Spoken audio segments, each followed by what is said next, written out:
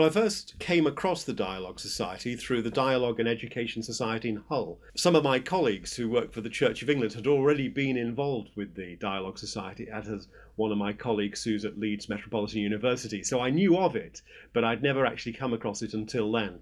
The main event that I have taken part in with the Dialogue Society is the visit to Turkey, which was a tremendous experience for me and a real eye-opener. There were four of us who were Christian journalists, but also two Muslim journalists and two Sikh journalists. So it was a real interfaith gathering, and there was some real dialogue going on. That's what impressed me most. It wasn't just at a formal level with speeches and talks and listening, important though that is.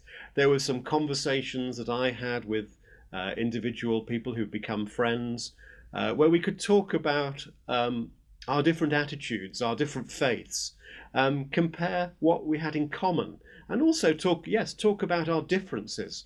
And for me, that was what was exciting about the trip. The Dialogue Society is doing an incredibly important job, and I just wish that more people knew about the Dialogue Society, what it represents, and what it's trying to do. And so I'm a great evangelist in a way wherever I meet people for the Dialogue Society, because it seems to me that where I come from, for example, in Leeds, people of my background have a very stereotyped view of Islam, and it's based on the cultural stereotypes that people see around them in the Leeds area. So much of it is culturally based, much of it is the type of Islam that we come across.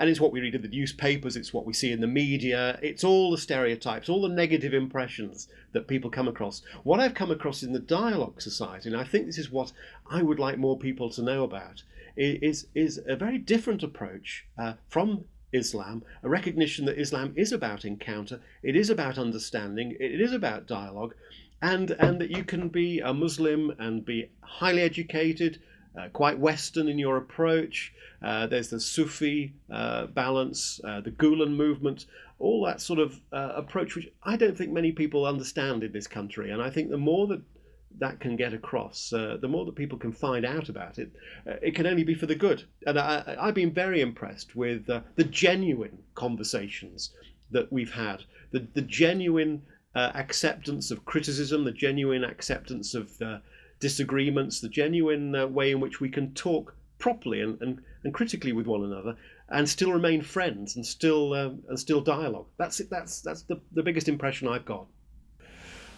I think the Dialogue Society is doing a very important job, and as I say, I would like to see the work of the Dialogue Society and perhaps similar organisations become more widespread and more well known in this country. I think if it was, it would make an incredible difference to our relations, interfaith relations, cultural relations, and so on. I actually think the Dialogue Society needs to be applauded, needs to be encouraged, and needs to be accepted in the country as a model, a different model to the one that we're used to. So I say all power to the elbow of the Dialogue Society. Yeah. Well, I'd like to say a big thank you to the organisers of the trip that took place with journalists to Turkey. I've been reading some of the comments that some of my fellow journalists made about that trip. One of them, Mudassar, who's a Muslim journalist, wrote this: "The organisers of the trip worked hard to accommodate traditionally demanding journalists on the trip. They endeavoured to keep everyone happy, trying hard to faithfully include whatever requests people had for interviews." I'd go further than that. I'd say they were extremely patient with us and extremely patient with some of our demands. And of course, journalists have lots of difficult questions, and those difficult questions were answered.